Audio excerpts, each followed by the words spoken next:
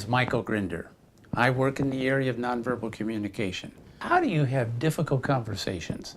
So what we want to do is we want to show you a set of skills that they have learned that they can teach other people, and they use all the time. It's called when to make eye contact and when not to. The term for it is if two people are talking to each other, there's one second party, so it's called two-point communication.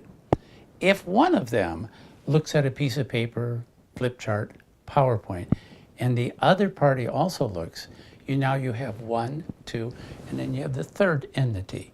So it's called three-point communication. Here's your rule of thumb, simple. If the interaction is positive, try to always do a two-point. If the interaction is volatile, negative, try to do a three-point communication. Why? Well, if you have volatile information and you're looking at each other, it increases the breathing level of both parties. Both the sender and the receiver go into stress. We've got to keep people breathing. Why? When you don't breathe, you have knee-jerk reactions. We've got to be creative. We've got to be able to hear the information that's being said and generate solutions so that the relationship is preserved. So three-point communication allows both parties to breathe better. What it does is it separates the content from the relationship, and that's what you're trying to preserve. Relationships are the key to long-term stability and sustainability. So if you can, go visual with information before you ever start the communication so it's ready, so you can go to it.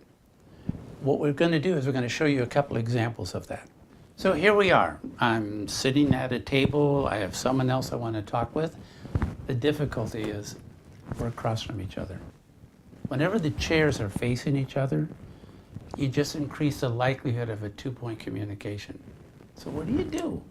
Well, if you would, before you start, do the following.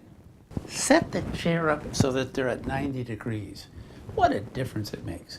Most people are right-handed, so make sure your dominant hand is closest to the person. Whenever you do the information, make sure you put the information so it's directly in front of them and they can see. But because you have your dominant hand closest to the other person, when you go to point to the paper, you will turn your body naturally so that you're focusing on this information instead of eye contact. Why is that dominant hand so important? Well, let's pretend you're left-handed. If you're left-handed and you're going to point to the information on the third point, you will naturally start turning your body towards the paper, which increases the likelihood of making eye contact. So rule of thumb, dominant hand closest to the other person, sit at 90 degrees, make sure the content is in front of them. When you go down the information, go down on the outside of it. For instance, I want to make sure that I indicate where I am on the page instead of having my hand go directly across.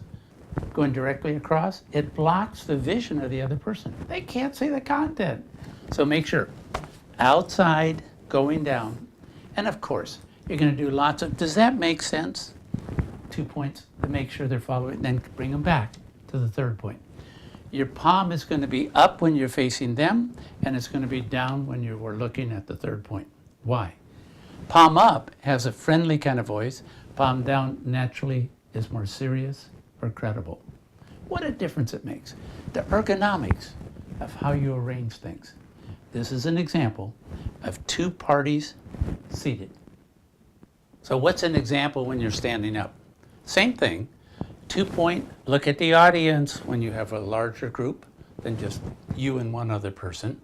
When you're saying positive things, when you're going to say something negative, volatile, explosive, go visual. Best way to do this, if the group is small enough so you don't have to go to PowerPoint, have 2 flip charts. Have one flip chart that you can turn towards when you talk about the agenda and what we're going to cover. Then walk over to the other one and do your breaking of the bad news, the volatile information, over here. It separates it. So when you come back, you make sure that that's over there.